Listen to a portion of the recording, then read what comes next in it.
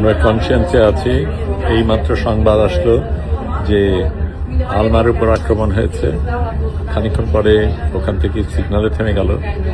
এখন আমরা সবাই এখানে জড়ো হয়েছি, সবাই উদ্বিগ্ন। এখানে বসে বিভিন্ন জায়গা থেকে আমরা রিপোর্ট দিতে চেষ্টা করছি। আলমা একদম শুরুর দিকে ছিল, আমরা শেষের দিকে। কাজেই আলমার উপর যা হচ্ছে সেটা আমাদের উপরে হবে সেটাই অনুমান করা যায়। সেই কারণে আমাদের জন্য এটা বিশেষ তাৎপর্যপূর্ণ। এখানে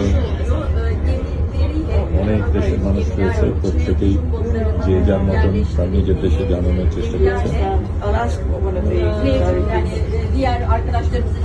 এখানে তুরস্কের একজন এমপি, তিনি নিজেই রিপোর্টিং করছেন, আমরাও দেখছে।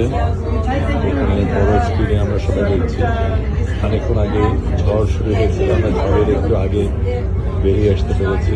ঝড় আমাদের ধরেনি, কিন্তু এটা একটা ভিন্ন ঝড় যেটা নিয়ে আমাদের সামাল দিতে হবে।